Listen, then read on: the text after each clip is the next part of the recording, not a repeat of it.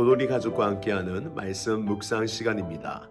오늘도 주님께서 우리에게 말씀을 깨닫는 지혜와 기도 응답의 축복으로 함께해 주시기를 주님의 이름으로 축원을 드립니다. 오늘 함께 나누실 말씀은 출애굽기 8장 16절에서 32절 말씀입니다. 오늘 본문에서 이 재앙, 파리 재앙에 대하여 얘기하고 있습니다. 10가지 재앙 중 세 번째, 네 번째 재앙이죠. 이 재앙을 통하여 하나님은 애굽 신과의 전쟁을 말하고 있고 애굽 신들을 하나하나 쓰러뜨리면서 하나님만이 진정한 하나님이시며 신이신 것을 증명하고 계십니다. 먼저 이 재앙입니다. 이 재앙은 게르라고 하여 땅의 신을 말합니다. 그런데 아론이 그 지팡이로 땅을 치죠. 이 모습은 하나님께서 땅을 심판하는 모습입니다. 그런데 이 땅이 티끌이 되어 날아다니고 사람을 괴롭혔다. 이것은 하나님께서 바로 땅을 심판하여 이가 되어지는 그 모습을 보여주고 있는 것입니다. 완전한 하나님의 승리를 나타내는 재앙인 것이죠. 교회 역사를 보면 종종 이런 일들이 있었습니다. 여러분께서도 한번 들어보셨을 실제의 이야기들인데 무당들이 이렇게 굿을 하다가 예수 믿는 한 아이가 왔는데 굿이 되지가 않는 겁니다. 그래서 이 굿거리 할 때 그 예수 믿는 아이를 쫓아내고 굿을 했다라는 이야기 한 번쯤은 들어보셨을 것입니다. 제가 알고 있는 무당 중에 예수 믿는 분이 한 분 계셨습니다. 큰 무당은 아니었지만 이 점을 칠 수 있는 무당이었는데 그가 나중에 고백이 하나님이 진짜 큰 신인 것을 알고 그 신을 믿으면 내 안에 있는 잡신 떠나가겠다 싶어서 교회에 왔다라는 겁니다.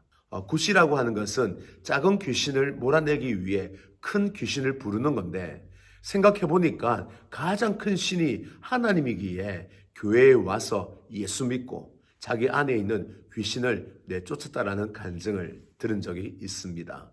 이렇게 하나님은 영적인 전쟁을 일으켜 하나님 되심을 드러내시고 또 자기 백성을 구원하는 계기로 삼습니다. 하나님은 살아계십니다. 그리고 실제로 이 땅의 잡신들, 거짓 신들을 다 내어쫓으시고 사단에게 속한 어두움들을 하나님께서는 다 물리쳐 주십니다. 하나님은 진정한 이 땅의 하나님 신이시기 때문입니다. 오늘 본문에 나타나는 또 파리 재앙, 우리에게 교훈을 줍니다. 이 파리는 애굽의 신의 하나입니다. 다산을 상징합니다. 이 파리는 우리가 말하는 흔히 윙윙 날아다니고 더러운 세균을 옮기는 정도의 파리가 아니라 깍따귀, 쇠파리와 같이 피부를 물어뜯어 피를 빨아먹는 류의 이 곤충입니다. 이것들은 번식력이 강하여서 애굽 사람들이 다산을 위한 신으로 섬겼던 것이죠. 그런데 어느 날 갑자기 이 깍따귀, 쇠파리가 가득 하늘을 메우고 사람을 공격하는 겁니다. 모세 말대로 된 겁니다. 아, 그렇구나. 쇠파리, 저 파리의 신도 하나님의 명령에 복종하는구나. 결국 하나님의 패배한 이 파리의 신, 그것을 상징합니다. 그래서 애굽의 신들이 하나하나 무너지는 것을 보여주죠. 근데 오늘 교훈은 특이한 점 속에서 발견할 수 있습니다.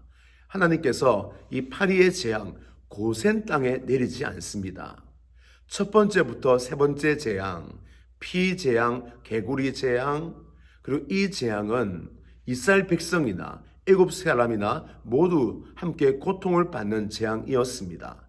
그런데 네 번째 재앙, 파리 재앙부터는 그들이 고통에 참여하지 않고 고센 땅은 바로 파리 재앙에서 벗어납니다. 왜 벗어날까요? 그것은 세 번째 재앙에서 발견할 수 있습니다. 첫 번째, 두 번째 재앙은 요수살들이 개구리를 불러내고 또 나일강을 피로 바꾸고 그들도 할 수 있었거든요. 그런데 세 번째 이 재앙은 요술사들이 흉내를 낼 수 없었습니다. 그래 그들도 외칩니다. 이것은 하나님의 권능의 손가락이 아니면 이루어질 수 없다. 요술사들이 하나님을 인정한 것입니다. 이런 모습을 보면서 이스라엘 백성들은 하나님을 믿기 시작하였습니다. 아, 그렇구나. 모세의 말이 맞구나. 모세 하나님이 진짜 신이구나. 사실 두 번째 재앙까지 이스라엘 백성들은 모세가 전한 하나님, 모세가 보여주는 이적을 가볍고 쉽게 웃기게 넘겼습니다. 모세의 신을 업신여긴 것입니다. 그런데 세 번째 재앙을 통하여 시각이 달라졌습니다. 아, 정말 하나님이겠네. 그러면서 하나님을 믿고 알기 시작했죠. 재앙을 하나님 내리신 이유가 여기에 있습니다. 하나님을 알게 하기 위함입니다. 이스라엘 백성들이 하나님을 알게 되니 더 이상 그에게는 재앙을 내릴 필요가 없는 것이죠. 오늘 여기서 우리는 하나 중요한 교훈을 얻을 수 있습니다. 우리도 또한 이스라엘 백성들처럼 쓸데없는 고난, 쓸모없는 고난을 우리가 당할 때가 많다라는 겁니다. 우리가 고집을 부리고 죄악에 머물고 우리 자신을 깨닫지 못했을 때에 하나님은 우리 껍질을 깨기 위하여 고난을 주십니다. 물론 그 고난은 유익하지만 우리가 정신을 차리면 받을 필요 없는 쓸모없는 쓸데없는 고난인 것이죠. 사사기 시대의 백성들을 보면 잘 알 수 있습니다. 사사기 시대는 고난이 필요 없는 시대였습니다. 하나님께서 땅을 정복하고 그 땅에서 이스라엘 백성들로 번성하게 하셨죠. 그러나 그들이 하나님에 대하여 불신하기 시작하고 우상을 숭배하고 탐욕을 저지르고 그들은 점점 하나님을 떠나간 것입니다. 그때 하나님은 고난을 주신 것이죠. 고난을 통하여 죄를 해결하고 회개하고 돌이키고 하나님께 다시 돌아오도록 하나님은 고난을 주신 것입니다. 따지고 보면 고난은 그들에게 유익했지만 그러나 그들이 정신 차리고 하나님을 믿는 믿음 잘 지켰다면 그 고난은 쓸모없는 고난이었던 것입니다. 혹시 저와 여러분 하나님 앞에 우리가 이러한 쓸데없는 고난을 스스로 자초하고 있지는 않습니까? 우리가 스스로 매를 벌고 사는 삶 살고 있지는 않습니까? 우리 삶 속에 고난이 있는데 그 고난이 내 고집과 내 죄악과 또한 나의 불순으로 인하여 생긴 것이라면 여러분 우리가 정신 차리고 하나님을 올바로 믿어 쓸데없는 고난, 쓸모없는 고난 이란 우리 인생 낭비하지 마시고 하나님이 주시는 온전한 복들을 다 잘 누릴 수 있는 저와 여러분 되시기를 주님의 이름으로 축원을 드립니다. 또 이 파리 재앙의 두 번째 특징이 있는데 이 파리 재앙을 통하여 애굽 땅이 멸망을 당했다라고 말합니다. 개정 성경에서는 땅이 황폐하게 되었다라고 얘기하는데 이 황폐라는 단어는 실제로는 멸망하다라는 단어입니다. 어디에 등장을 하냐면 노아 홍수 때에 땅이 멸망을 당했죠. 그 멸망입니다. 그리고 소돔과 고모라가 불덩어리로 멸망을 당했죠. 바로 그 멸망입니다. 오늘 파리로 인하여 바로 애굽 땅이 멸망을 당하였다라고 얘기할 만큼 그 애굽 땅이 파리로 인하여 굉장히 황폐하게 멸망을 받은 것입니다.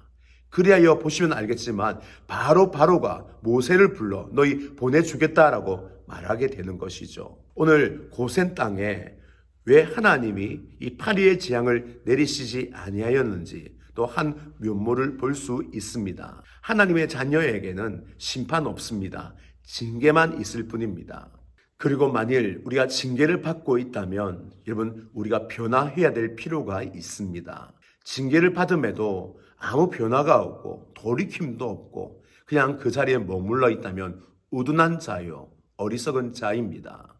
하나님의 징계 가운데 있다라는 것은 우리의 변화를 요구하시고 우리의 돌이킴을 요구하시고 우리가 다시 한번 주님을 깊이 묵상하여 하나님께서 만드신 그 자리로 원상복귀하기를 원하시는 주님의 섭리가 있음을 깨달으시고 우리가 주의 징계 아래에서 징계를 잘 받아 축복의 사람으로 거듭날 수 있기를 주님의 이름으로 축원을 드립니다. 또 하나 모세의 행동을 통해 배울 것이 있습니다.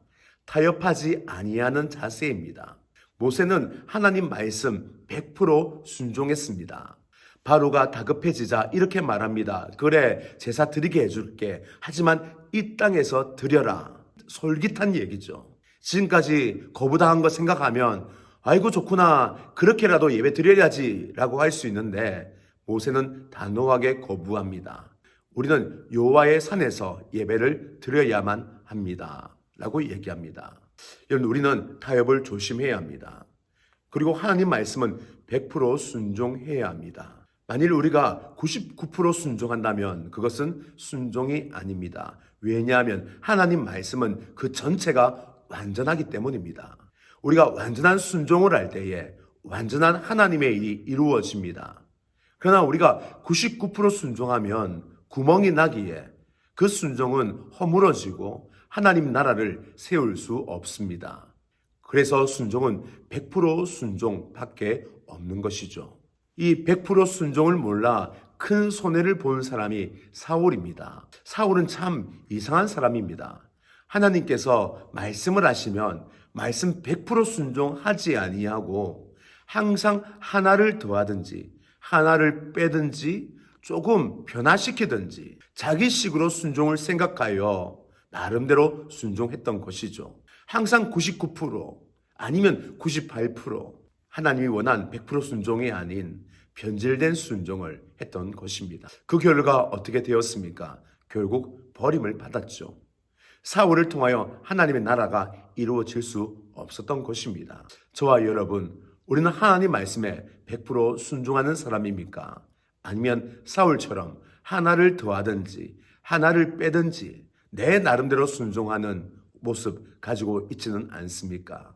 혹시 우리가 타협하는 순종, 습관처럼 가지고 있다면 이제 우리는 그 잘못된 순종의 모습 버리고 100% 순종으로 하나님 나라를 세워가시는 저와 여러분 되시기를 주님의 이름으로 축원을 드립니다.